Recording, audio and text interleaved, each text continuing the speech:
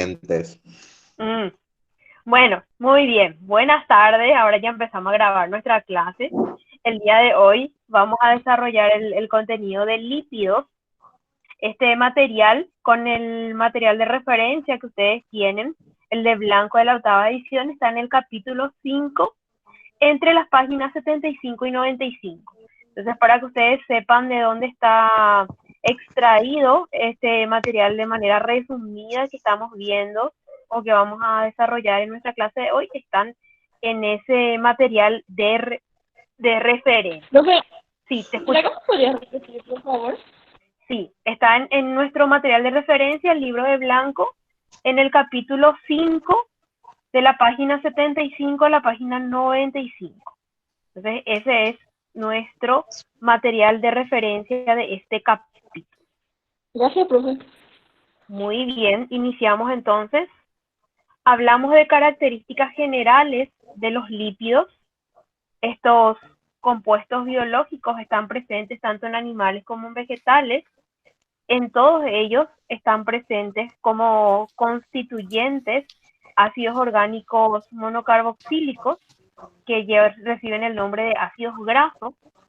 La característica que tienen estos grupos lipídicos es que no son solubles en agua, de ahí que ustedes conocerán la famosa frase de que el aceite y el agua no se mezclan, pero sí son solubles en compuestos orgánicos. No tienen estructuras poliméricas los lípidos, como sí lo tenían los hidratos de carbono cuando hablábamos de los polisacáridos y las proteínas que de por sí son un compuesto polimérico, pero con los lípidos no ocurre eso, no es que hay una unidad básica funcional como la glucosa en los hidratos de carbono que se unen para formar una molécula de mayor complejidad, eso no hay en los lípidos, sino que son un grupo bastante heterogéneo de sustancias. ¿Cuál es el interés biológico de los lípidos? ¿Por qué estudiamos a los lípidos? Porque están relacionados con importantes compuestos de interés biológico y de funcionamiento como las hormonas, los ácidos biliares, algunas vitaminas. Además, son el segundo reservorio energético porque los lípidos tienen una forma condensada de energía, porque una pequeña partícula del lípido tiene un elevado valor calórico, entonces sirve bastante como reserva energética. Y también los lípidos tienen una función estructural, ¿por qué? Porque forman parte de las membranas biológicas.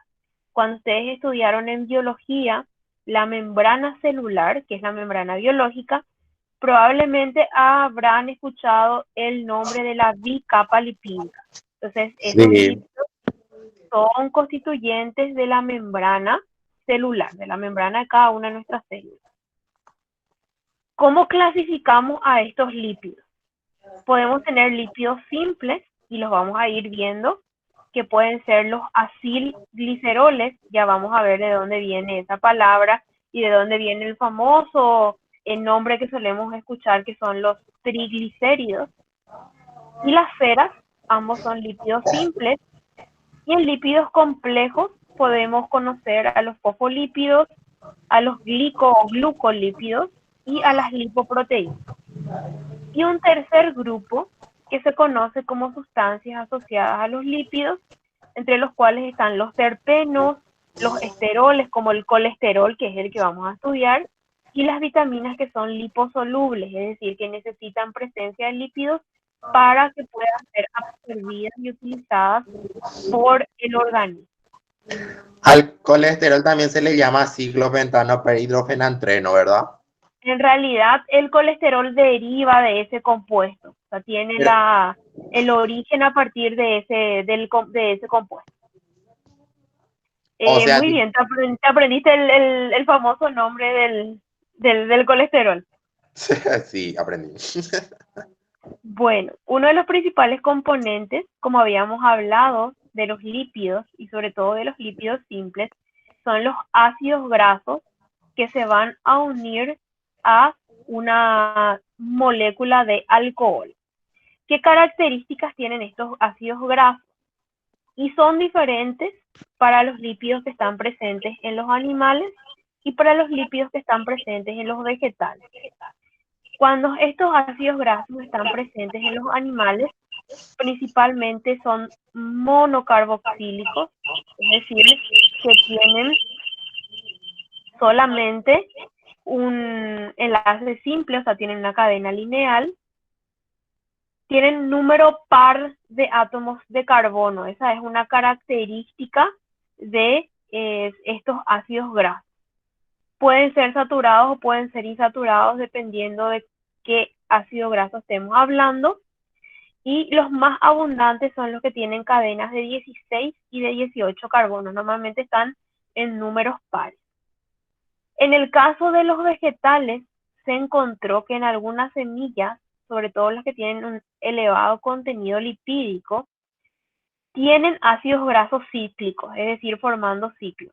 Y en las ceras, que también son algunas de origen vegetal y otras de origen animal, se encontraron ácidos grasos con cadenas ramificadas, pero la gran mayoría son cadenas lineales, es decir, que no tienen ramificación.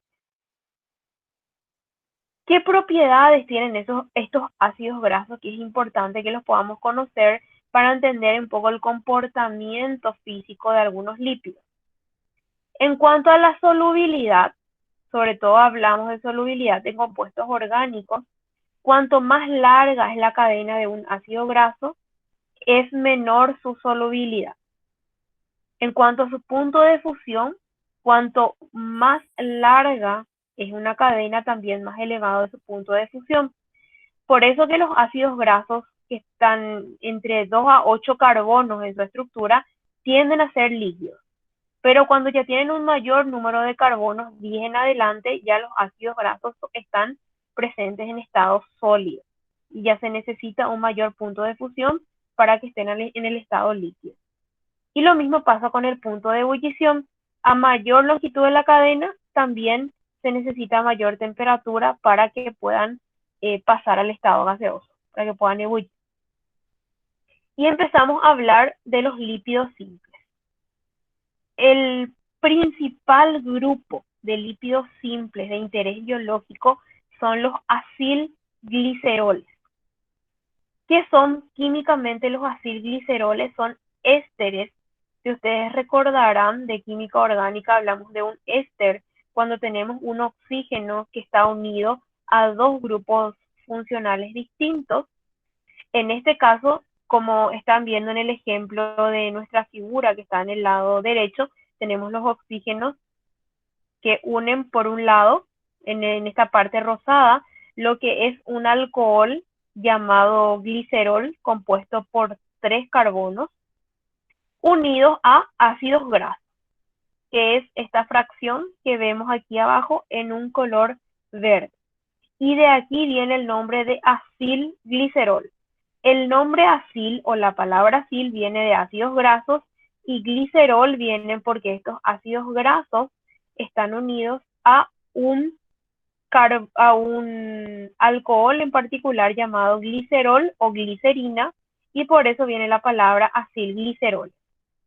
Cuando este grupo OH de uno de los carbonos de mi alcohol es sustituido por un ácido graso, es un monoacilglicerol. Cuando dos OH de los grupos alcoholes de mi elemento están sustituidos por un ácido graso, son diacilgliceroles, y cuando están sustituidos por 3 ácidos grasos unidos a mi alcohol, tengo un triacilglicerol, más conocido en el mundo médico y en los entornos en los cuales podemos estar escuchándolo como los famosos triglicéridos. Entonces de ahí derivan estos compuestos. ¿Qué características tenemos que conocer de los acilgliceroles, que son los más importantes desde el punto de vista de los lípidos simples, que pueden ser homoacilgliceroles o heteroacilgliceroles? Cuando yo tengo un homoacilglicerol, cuando en cada uno de los grupos funcionales OH que le acompañan a mi glicerol, es decir, cada una de esas funciones alcohólicas que está unido a cada uno de los carbonos de mi alcohol están sustituidos por el mismo ácido graso. Como ven aquí, en este ejemplo que está arriba, más hacia la izquierda, con el color verde oscuro, los tres están sustituidos por el mismo ácido graso. Entonces, en los tres está el mismo ácido graso. En ese caso, reciben el nombre de homoacilglicerol. Y en este caso es un triesteroacilglicerol por el ácido graso que le acompaña. Sin embargo, en esta imagen que vemos aquí abajo, podemos observar que los ácidos grasos son distintos. Y tenemos en el 1 palmitil, el ácido graso que deriva del ácido palmítico, por eso se llama palmitil. En el 2 tenemos el deriva del ácido oleico, por eso es oleil. Y en el 3 deriva del ácido esteárico, por eso es estearil. Y se llama 1 palmitil, 2 oleil, 3 estearil glicerol. Es decir, lleva el nombre de cada uno de los ácidos grasos que está unido a cada carbono de mi cadena del alcohol. Y en este caso tengo un heteroacilglicerol. Son las dos formas en las cuales puedo encontrar en el organismo estos acilgliceroles o lípidos simples. Pueden ser homo o pueden ser heteroacilglicerol. También vamos a hablar del concepto de las grasas naturales, que son mezclas de mono, di o triacilgliceroles, principalmente heteroacilgliceroles, es decir, aquellos que tienen grupos de ácidos grasos distintos, con algunos ácidos grasos libres. Cuando se mezclan estos compuestos, yo tengo una grasa natural. ¿Qué característica tienen las grasas naturales? Normalmente son sólidas a temperatura ambiente, o lo que serían unos 20 grados, y si están en estado líquido, reciben el nombre de aceite. Principalmente son aceites las que son de origen vegetal y tienden a tener un color amarillento debido a la presencia de algunos pigmentos como los carotenos y las antófilas unidos a estas mezclas de heteroacilgliceroles y ácidos grasos. Estas grasas en el organismo sobre todo cumplen una función de protección mecánica y también aislamiento térmico. Entonces, esa grasa que nosotros tenemos unido a todo lo que es la parte dérmica, a todo lo que es nuestro sistema dérmico, cumple por un lado la protección mecánica del organismo, nos protege de cualquier golpe o cualquier caída, y también nos ayuda como aislamiento térmico para que de esa manera se pueda mantener regulada la temperatura. Algo que debemos, sí te escucho. Viste que el aguacate, por ejemplo, tiene una grasa natural, ¿verdad? Sí, Y esa grasa estaría dentro de esta clasificación, ¿verdad? sí. Pero a diferencia de esa grasa es más favorable para el organismo que estas grasas, ¿verdad? Comparando cuál con cuál, Roberto.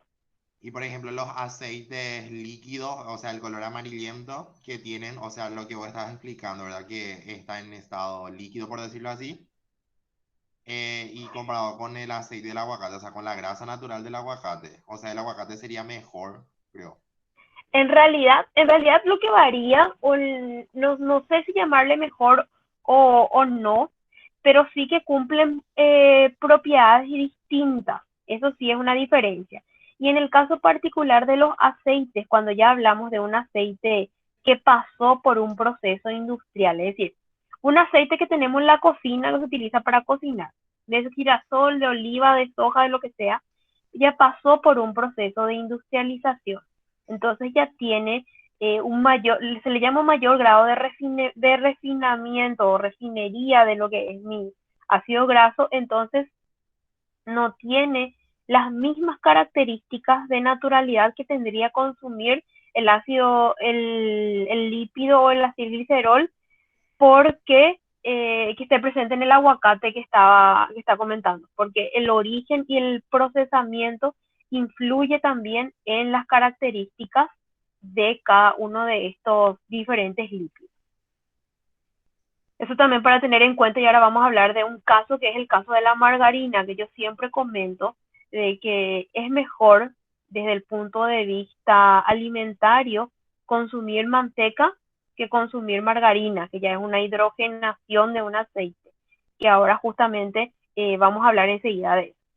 Entonces, una propiedad que tendríamos que conocer de los lípidos es que cuando se calientan en presencia de una base fuerte, principalmente lo que es el hidróxido de sodio o el hidróxido de potasio, se hidrolizan y se separa. Se tiene por un lado, se recupera el alcohol componente, el glicerol sobre todo, y por otro lado los ácidos grasos se unen a la fracción metálica de esa base, que podría ser sodio o potasio, y se forma el compuesto llamado jabón, o sea, el proceso de la saponificación de los lípidos. Este es el proceso que se utiliza mucho con finalidades industriales y también es uno de los principales procesos característicos de los lípidos. Y en la industria, esto sí era lo que les quería comentar, en muchas ocasiones se obtienen o se convierten a una fase sólida un determinado lípido que se encuentra en estado naturalmente de forma líquida por un proceso de hidrogenación, es decir, adicionando la presencia de agua para formar, en el caso de aceite, formar margarina, pero se utiliza como catalizador particular al níquel, a un compuesto particular que es el níquel. ¿Por qué es más favorable desde el punto de vista alimentario consumir una manteca? Porque estamos hablando del ejemplo de un lípido de características de grasa natural. Es decir, la manteca es un lípido natural, un lípido que no pasa por un proceso de industrialización. Cuando se da la separación, sobre todo por características de temperatura, de la fracción de leche y la fracción de materia grasa, que luego se convierte por un batido en manteca, eso es una grasa natural. Sin embargo, cuando estamos hablando de margarina, estamos hablando de un aceite que pasa por un proceso de hidrogenación al cual se le agrega agua y se obtiene con la presencia de varios estabilizantes obtener esa grasa de características sólidas que no es una grasa natural. La margarina no es una grasa natural, es una grasa que pasa por un proceso de formación en un procesamiento alimentario y no tiene la misma digestibilidad que tiene la manteca. De ahí que desde el punto de vista alimentario es más recomendable consumir manteca que consumir margarina. Y el hecho de que mucha gente a veces piensa de que prefiere consumir margarina porque tiene menor valor calórico o porque supuestamente no venden la idea de que puede ser light, pero eso es una manteca de origen animal, podría llegar a ser cierto, pero el proceso en el cual se origina la margarina es un proceso que ya está siendo siempre acompañado con acciones de característica industrial y ya no es en sí una grasa natural. Eso para tener en cuenta cuando estamos hablando de estos lípidos y los relacionamos con la alimentación. Y de hecho que los mejores lípidos que podemos consumir son los que directamente vienen de los alimentos en sí, como estaba comentando el caso Roberto, que podría ser una fruta que tiene un elevado contenido lipídico como el aguacate, o podrían ser los frutos secos, el maní, por ejemplo, tiene un elevado valor lipídico bastante saludable. Y ya luego hablamos de otros aportes alimentarios que pueden también brindar la parte lipídica. O sea, no hay que tenerle miedo a los lípidos y no porque dejemos de consumir lípidos es que vamos a tener una mejor alimentación. Hay personas que sí, por condiciones de alguna patología o un proceso de cuidado, necesitan sí reducir consumo lipídico, pero cuando hablamos de una persona con características de funcionamiento sano del organismo, los lípidos son importantes dentro de la alimentación para tener en cuenta. Y de esto que ya estábamos hablando, me adelanté un poco, que las grasas en la alimentación tienen un valor calórico superior a otras sustancias en la dieta, que son importantes como una reserva, porque cuando se acaban los carbohidratos, que lo puede almacenar el hígado en forma de glucógeno aproximadamente hasta unas... Algunos estudios inicialmente decían que el hígado nos proveía de azúcar hasta unas 4 a 6 horas. Hay unos estudios actualmente que dicen, o que se están haciendo varios estudios, que pueden llegar en realidad a durar 16 horas y que ya cuando se agotan los hidratos de carbono empieza el organismo a utilizar su reserva de lípidos. Pero el lípido, como es en menor cantidad, retiene mayor concentración energética, entonces son una fuente importante de energía cuando se acaban los hidratos de carbono. Profe, Además, si te escucho, una pregunta con respecto a eso otra vez. Viste sí, que el organismo, por ejemplo, utiliza, o sea, como energía los carbohidratos, ¿verdad? sí, Y por ejemplo, cuando una persona está a dieta y de repente deja de consumir bruscamente esos carbohidratos, por decirlo así, está sí. perdiendo, o sea, le está perjudicando a su organismo o no. Y depende del estado de salud, Roberto. Porque en algunos casos, no sé si habrán, seguro que ustedes ya conocen, ese es el famoso caso de la dieta keto. Y lo que hace la dieta keto es eliminar toda fuente de consumo de hidratos de carbono, ya sea no solamente refinada como harina, sino incluso frutas también, o sea, hidratos de carbono de frutas. Y entonces, ¿qué es lo que se le hace al organismo en esas circunstancias?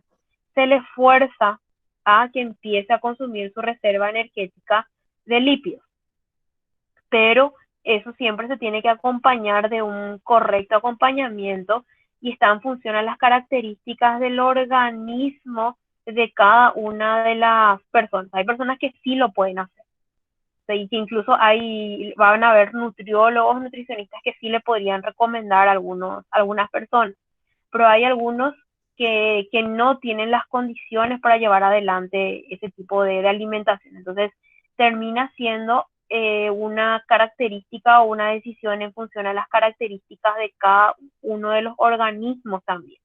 Eso es importante al momento de hacer dieta, ¿no? Porque yo sé biológicamente qué va a pasarnos a todos, que si le dejamos de dar hidratos de carbono a nuestro cuerpo, va a empezar a consumir lípidos. Esa es una verdad que se cumple en todos los cuerpos. O sea, eso lo tenemos claro, ya descubrió eso la medicina. Pero, ¿cuál va a ser la tasa en la cual va a consumir lípidos nuestro cuerpo? O si va, en lugar de consumir lípidos, va a empezar a consumir la parte proteica. Eso sí es diferente de un organismo a otro. Por eso que siempre cuando se hablan de las dietas, se habla de la necesidad de que eso sea personalizado y no solamente lo que es tipo lo que está de moda.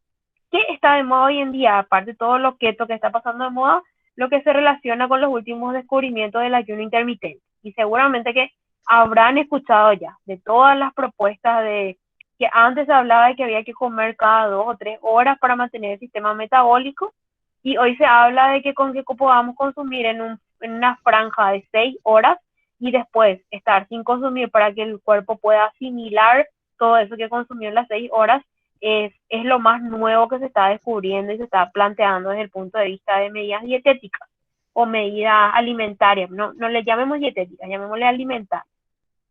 Y Entonces, esto el, siempre va a ser cambiante. y el tema de esos suplementos que supuestamente los que se van al gimnasio consumen, ¿eso es bueno, profe, o malo? Porque viste que, por ejemplo, tiene muchos conservantes y creo que de una u otra forma le va a perjudicar nomás a la larga a su organismo otra vez, porque no es tan natural, por decirlo así. Bueno, mira, cuando hablamos ya de anabólicos o suplementos alimentarios, sobre todo lo que llevan adelante fisiculturistas, yo soy antisuplemento. A no ser que una persona tenga alguna deficiencia alimentaria y necesite algún suplemento, que es otra condición. Pero después todos suplementos, yo personalmente creo que lo mejor siempre está ya en la alimentación y por algo nos dio la alimentación y lo importante es llevar una buena y correcta alimentación. Para mí que va por ahí. Después todo lo demás a la larga, si no es controlado y si no es acompañado, puede llevarnos a tener desenlaces saludables no tan buenos, ¿verdad? Entonces siempre todo tiene que ser controlado y pensado, ¿verdad? Entonces lo que yo sí les quiero dejar un poco como mensaje es que no tenemos que tenerle miedo a los lípidos ni a las grasas.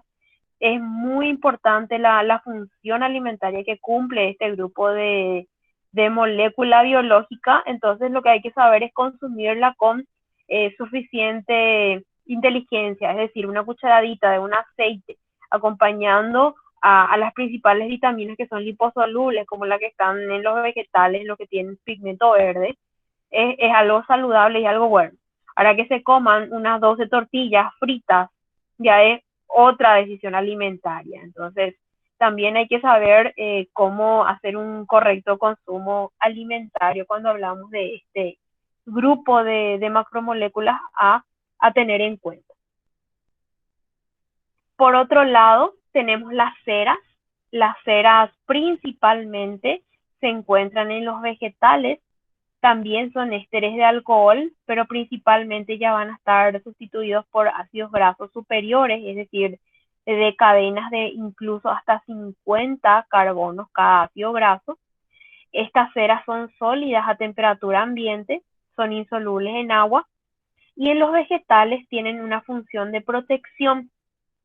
Todos van a hacer en algún momento de esta semana el ejercicio de ir a verle alguna de las plantas que tenga su mamá, su abuela o incluso ustedes si les gustan las plantas y se van a fijar, no rompan la hoja de la planta, miren nomás la hoja, que tiene como un recubrimiento o ustedes si le derraman un poquitito de agua van a ver que resbala la hoja, la gota del agua en la hoja. ¿Por qué? Porque no lo vemos a simple vista, pero todas las hojas están recubiertas, incluso en los frutos también, toda la corteza de un fruto, por ceras, que son digamos, una superficie muy, muy pequeña, pero que recubren a este tipo de partes vegetales y cumplen esa función de protección. También existen ceras animales como la cera de abeja, que es producida en las celdas de las abejas y que también cumple una función de sostén y de estructura, pero solamente las abejas dentro del reino animal tienen esa función de producir cera, principalmente son vegetales. Ya luego de ver estos lípidos simples, vamos a empezar a conocer algunos lípidos complejos, que son aquellos que además del alcohol y los ácidos grasos, van a tener otro componente, que puede ser un ácido fosfórico, o que puede ser un glúcido, un hidrato de carbono, o puede ser una proteína. Es así que vamos a ir estudiando fosfolípidos, glucolípidos y lipoproteínas. Entonces primero vemos los fosfolípidos. ¿Cuáles son los compuestos de los fosfolípidos? Es el alcohol, en este caso el glicerol, los ácidos grasos que los componen y un grupo fosfato. Los fosfolípidos representan aproximadamente un 30% de lo que sería el peso seco del cerebro, lo que se conoce como la famosa masa encefálica, principalmente son fosfolípidos, y un 2% está presente en el tejido muscular.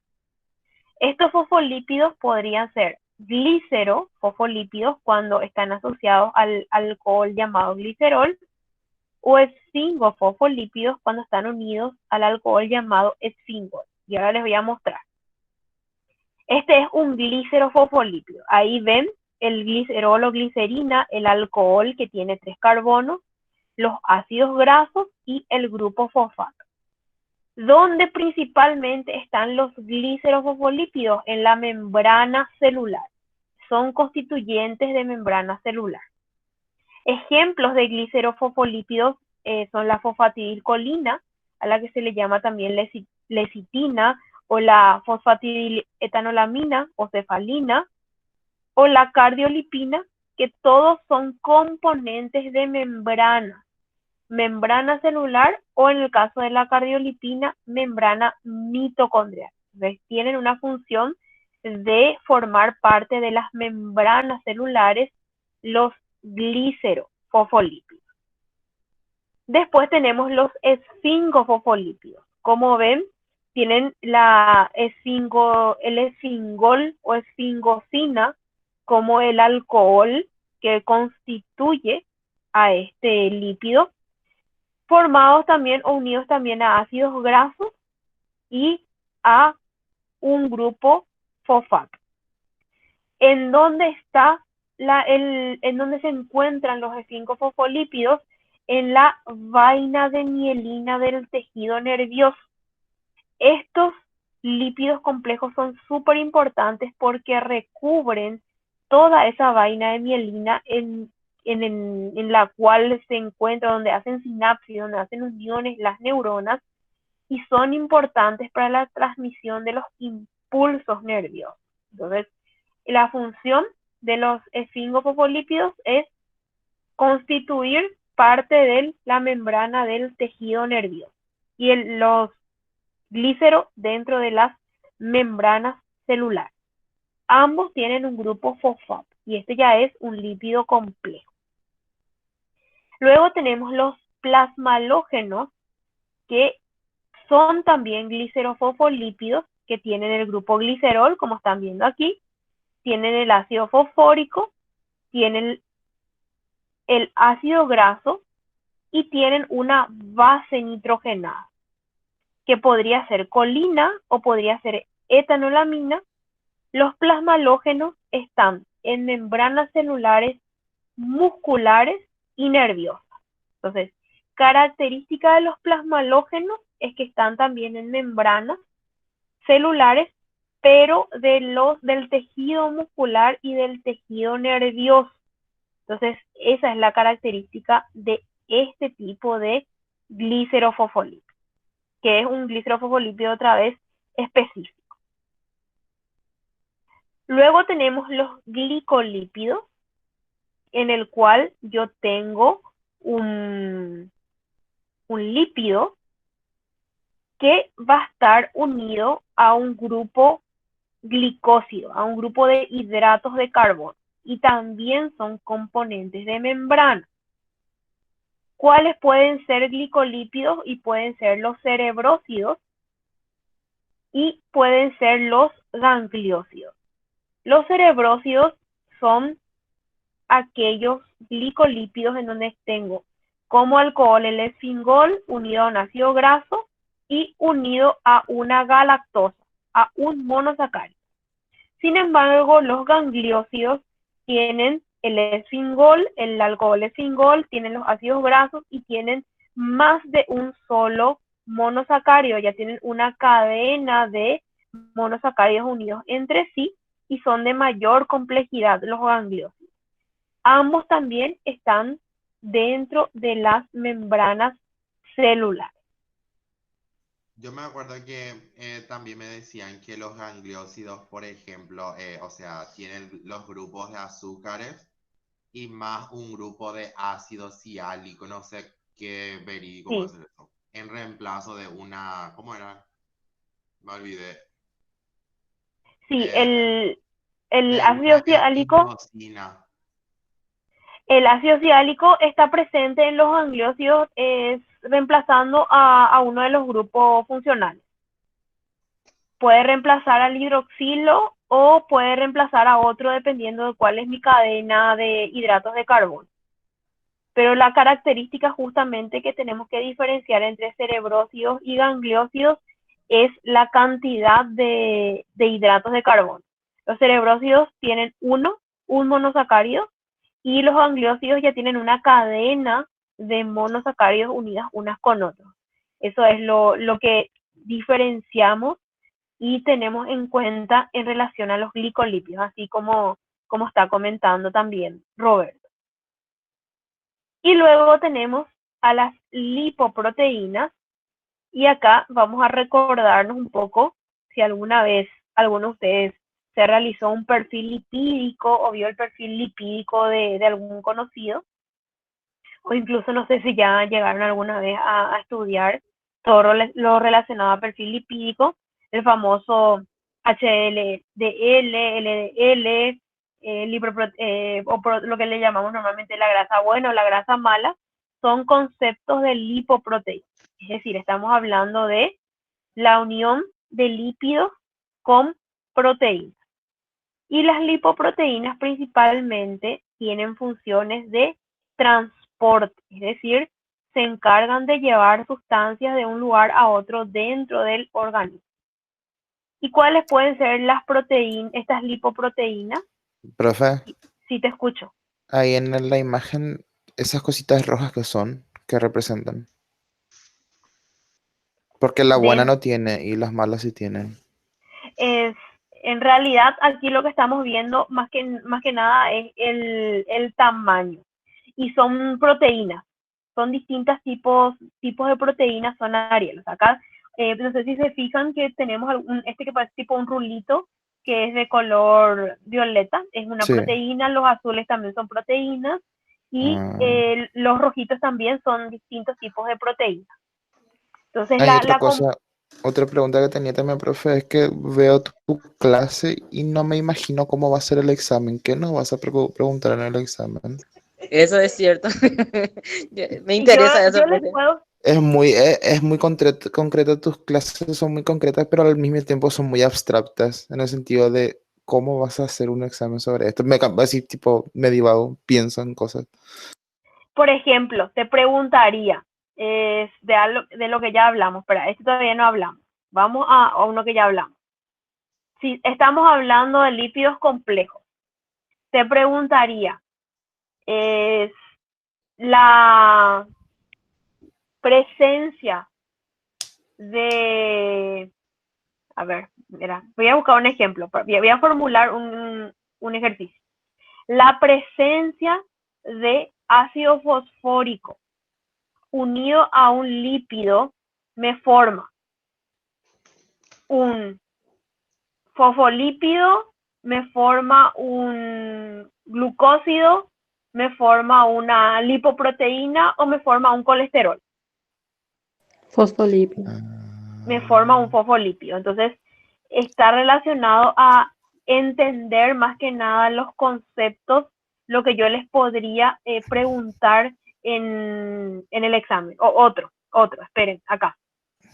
Cuando el alcohol constituyente de un cerebrócido es glicerol, esfingol,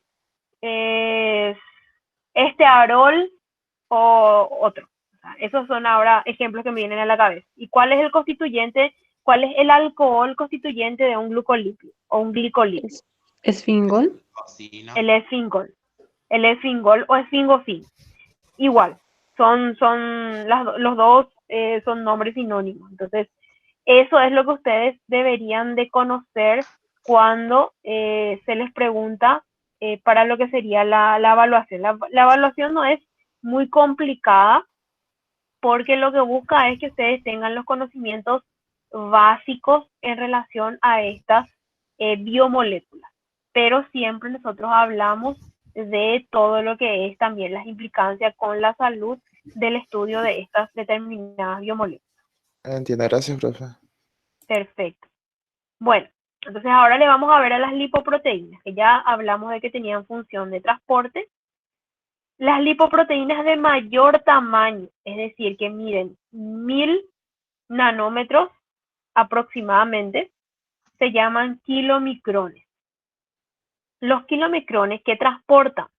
Transportan los lípidos exógenos, aquellos que nosotros consumimos con nuestra dieta, del hígado, donde son absorbidos. ¿A dónde le lleva? Le lleva al músculo, le lleva al sistema muscular de movimiento, le lleva al músculo cardíaco y le lleva al tejido adiposo.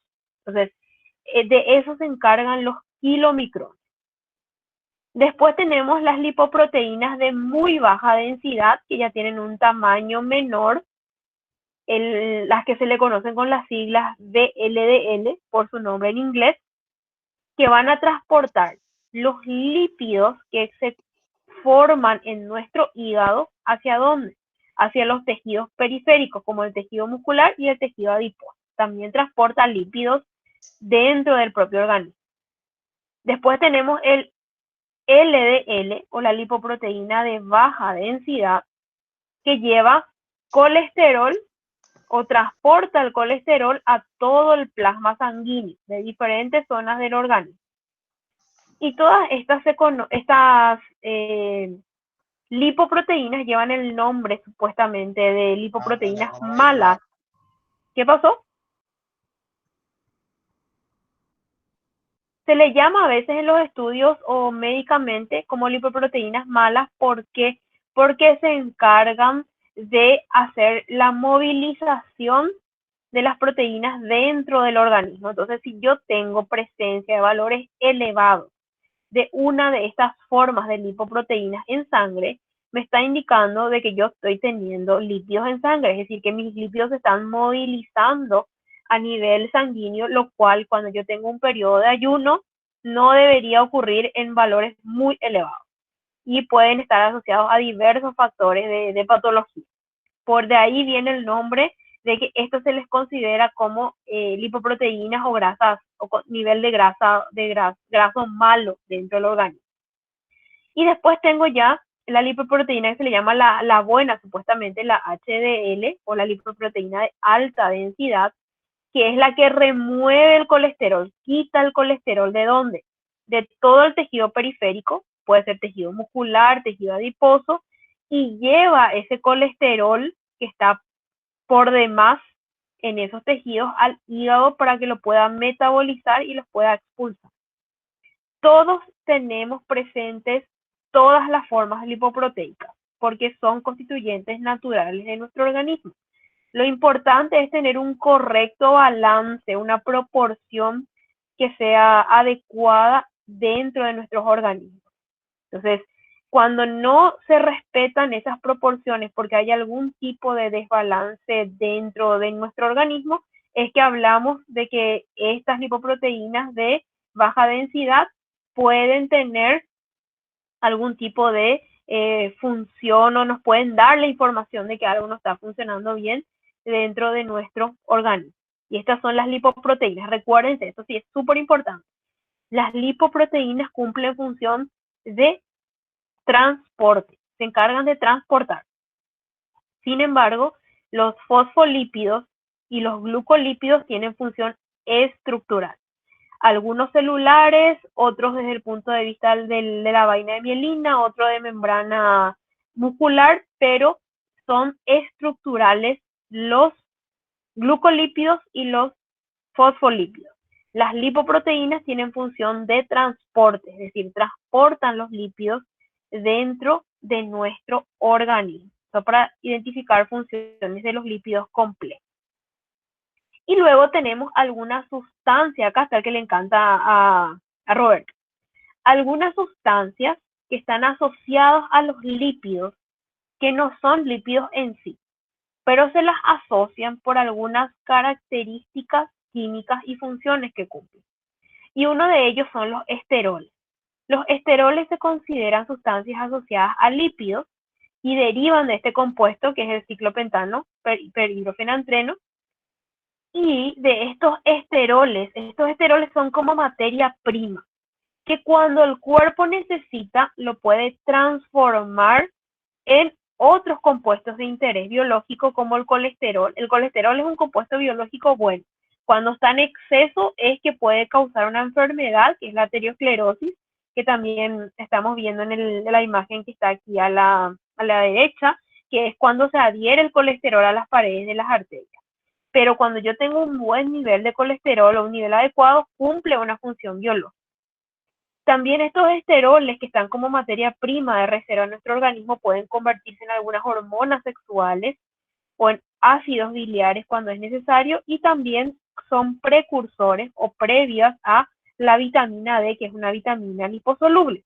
Entonces, esa es la función de los esteroles, que es una sustancia asociada a los lípidos por las características que tiene la propia sustancia, pero no es un lípido en sí, porque no está precisamente formada por esa cadena de alcohol unida a ácidos grasos, sino en este caso deriva de un compuesto multicíclico de características de hidrocarburos unidos entre sí, pero de compuesto biológico.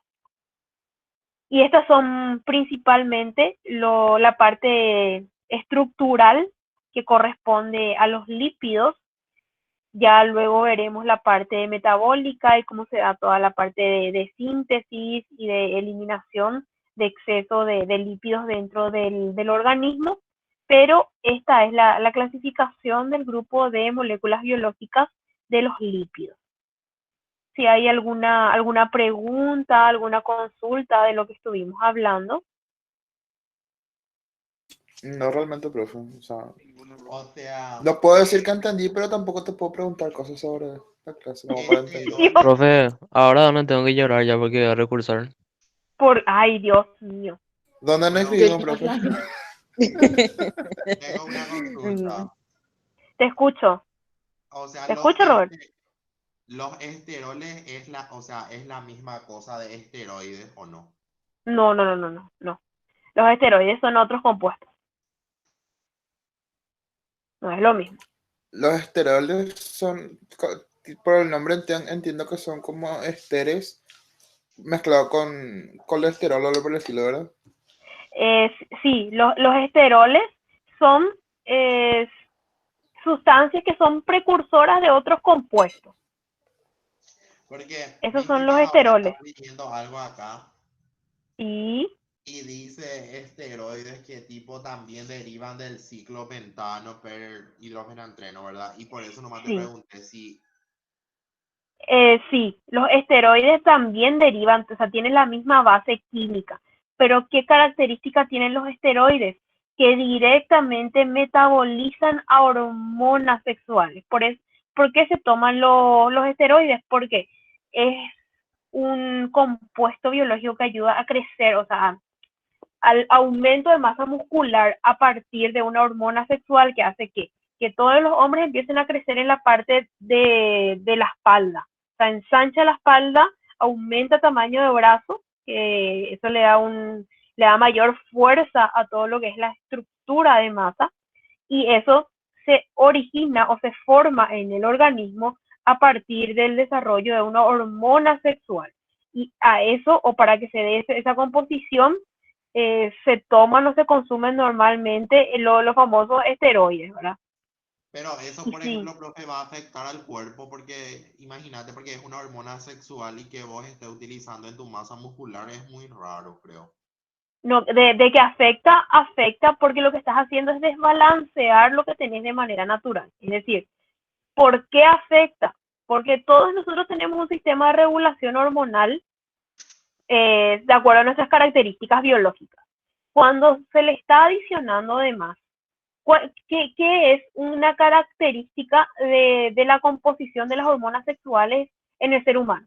En los hombres es desarrollo de toda la musculatura superior, todo lo que tiene que ver con ensanchamiento de la espalda, ensanchamiento del hombre y desarrollo de todo lo que es la parte de los vellos. Eso tiene que ver o está asociado con hormonas sexuales.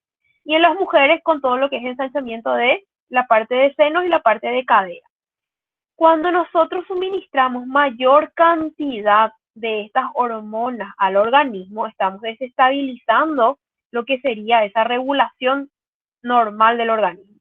Por eso que el consumo de esteroides termina afectando a muchas otras funcionalidades dentro del organismo de quienes consumen. Por eso que varios fisiculturistas, que son los que consumen mucho este tipo de compuestos, tienen problemas a la larga en todo lo que es su desarrollo. Para no decir otra cosa, pero sí. No puede Guiño, tener. guiño.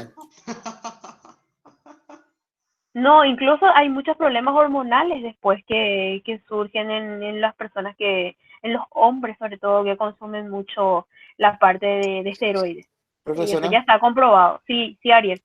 y una vez que ese desequilibrio hormonal digo, sucede por un factor externo como puede ser los esteroides, ¿es permanente eso? O, Normalmente o depende. después con el tiempo, sí, imagínate que una vez tomas por X de Uh-huh. esteroides y nunca más vuelves a tomar. ¿Ese desequilibrio se queda así, es permanente o después tu No, cuerpo vuelve a regularse, a autorregularse? el cuerpo tiende siempre a la regulación, a la homeostasis. ¿Cuándo causa problemas? Cuando se da un consumo durante largo tiempo. O sea, cuando desregula todo el sistema, cuando se da un consumo durante un periodo prolongado, cuando se le expone al organismo a consumir este tipo de compuestos durante periodos muy prolongados de tiempo. ¿Te En puede ese llegar a caso, matar, profesora? no, matar no. Lo que ¿No? sí puede traer, por ejemplo, no te va a matar, pero puede traerte infertilidad, por ejemplo, porque como está tan desregulado el sistema hormonal, hay veces que ya no tiene la información de cuándo tiene que realmente producir algún tipo de material genético reproductivo. O sea, puede causar infertilidad, puede causar problemas vinculados a la regulación hormonal. No te va a matar, pero sí va a desregular todo el sistema hormonal cuando hablamos ya de un consumo prolongado y sobre todo por periodos de tiempo. Puede causar malformaciones también, ¿verdad, profesora, o no? No sé si los esteroides estén vinculados con alguna actividad teratogénica. No sabría decir, te mentiría porque no sé. De esa parte no sé. Bueno, yo no pregunto más porque esa no era nuestra clase web, porque somos curiosos. No, claro, pero es súper interesante. Siempre a hablar de eso, ¿verdad? Gracias, profe. Pero Sos una capa. por las dudas, ustedes no consuman nomás ese tipo de cosas. O sea, traten nomás de llevar una vida sana. Dificultad eréctil también puedes tener, o sea, los hombres. Sí, de hecho que todo lo vinculado con la parte sexual puede traer algún tipo de problema o de desregulación. No quería nomás decir todo así, Roberto, por eso ya hablo de desregulaciones, porque ya se entiende, mi hijo, ya se entiende. Roberto es muy directo, profe. Sí, ya demasiado Oye, directo. pero mi cinema a ella. Bueno, me voy. Bueno, ya, se están desvirtuando ya todos ustedes, Con ya se van por el mal respecto a camino. eso, porque hay Sí, personas, por ejemplo, los fisiculturistas, como vos decís, o esas personas que hacen deporte en excesivo y que quieren explotar todo su músculo y eso, por ejemplo, ellos, por ejemplo, su aparato reproductor, por decirlo así, no es normal, son muy chiquitos, por decirlo así. Y sin embargo, uno que es normal, flaquito, por ¿Cómo ejemplo, se ve, está muy Roberto? acero, por decirlo así. vos sabés que hay estudios sobre lo que vos estás contando, y en realidad, ¿qué pasó, Tania? Ah, bueno. Nada, profe. le estaban cargando nomás a Roberto. ¿Sabes que hay estudios de eso, Roberto? Y no es... Profe, yo puedo salir. Sí, claro que sí. Bueno, voy a hacer algo. Voy a cerrar aquí la grabación para que no les dure mucho y le voy a responder a Roberto.